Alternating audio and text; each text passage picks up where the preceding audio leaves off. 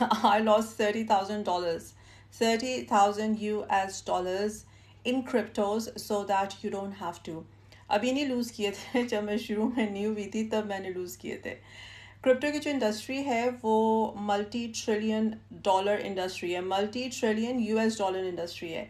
और हर दफ़ा, हर साल, हर साइकिल में it keeps attracting millions and millions of new commerce. तो इस वीडियो में मैं आपके साथ वो कॉमन मिस्टेक्स शेयर करूंगी जो कि मैं किया करती थी और बहुत सारे लोगों को मैं अपनी कम्युनिटी में करते देखती हूँ. Very very common mistakes so that you don't have to.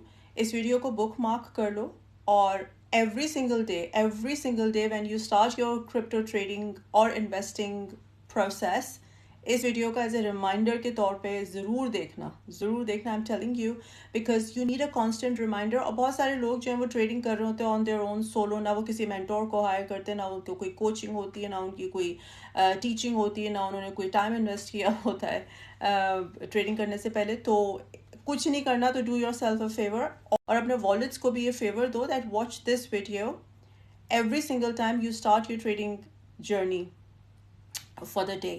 तो ये जो है ना, मैं एक वीडियो सीरीज क्रिएट कर रही हूँ, मैं इसमें 10 मिस्टेक्स के बारे में बात करूँगी और हर वीडियो के अंदर मैं एक मिस्टेक को एलैबोरेट करूँगी. तो do watch out for the complete series of 10 top 10 crypto mistakes जो कि आपके पोर्टफोलियो को ड्रेन करती है, डिस्ट्रॉय करती है. So this is number 1, which is falling for FOMO and emotional trading. What is FOMO? FOMO. FOMO is fear of missing out. FOMO. So FOMO is not just a buzzword, it's actually a real thing जो कि आपके crypto के portfolio को destroy करती है. 84% of crypto holders, 84% of crypto holders fall for FOMO. How? By chasing the pumps. इस crypto के अंदर पंप आ रहा है तो आई शुड बाय दिस. इस क्रिप्टो की मार्केट कैप बहुत तेज़ी से बढ़ रही है तो आई शुड बाय दिस. उसने मुझसे ये कहा कि फला टोकन बाय कर लो तो I will by this. Videos के नीचे कमेंट सेक्शन में जाके रैंडमली किसी कमेंटर ने किसी भी टोकन का नाम लिखा हुआ है और उस वीडियो को let's say I don't know few 100,000 के व्यूज़ मिले तो I should by this. That is chasing the pump. Don't do that. I know 2 people. एक ज़माने में मैं क्रिप्टो पोर्टफोलियो मैनेजमेंट भी करती थी, लोगों के पोर्टफोलियो मैनेज करती थी before the FCA regulations were very very strict. And I'm telling you the true story. A guy lost $200,000 in just few days because he was chasing the pump of a meme coin. Meme coin को वो chess करता था बंदा और उसको मैं मुस्तकिल मना करती थी because I was sort of his portfolio manager and mentor. मैं उसको कॉन्स्टेंटली मना करती थी, don't do that. But he did whatever he wanted to do without even asking me, and he lost 200,000. And it was literally, and I'm telling you, he was suicidal. He was seriously suicidal. There was another client of mine who lost 235 or $237,000 again, getting into FOMO. Okay, he was on this high. He was chasing this high, this cheap dopamine of getting the excitement getting the excitement of trade karna. And I don't know, he was trying to impress his girlfriend, yeah, but then but Behral, he lost to 235 or $237,000. So this is a true story जो कि मैं personal experience की और अल्लाह जाने कितनी सारी इस वक्त दुनिया में stories हैं इस तरह की. FOMO. Why is FOMO dangerous? Because number one, what you're doing is, if you're getting into FOMO, if you're FOMO buying, what you're doing is that you are basically buying at the wrong time. ठीक है, hyped है, price high है, hyped है, तब buy करना. Never ever do that unless you are DCAing into that crypto. या it's Bitcoin and Ethereum, जो कि Bitcoin और Ethereum जो कि मैं हमेशा कहती हूँ कि keep buying Bitcoin and Ethereum, keep DCing. So do not buy the price when it is high. मज़ीद क्यों dangerous है? Because what you're doing is you're making decisions based on your emotions. You are in a process of emotional decision making. You're not thinking logically, thinking out of your fear and greed, लालच और खौफ की base पे आप decisions कर रहे हो.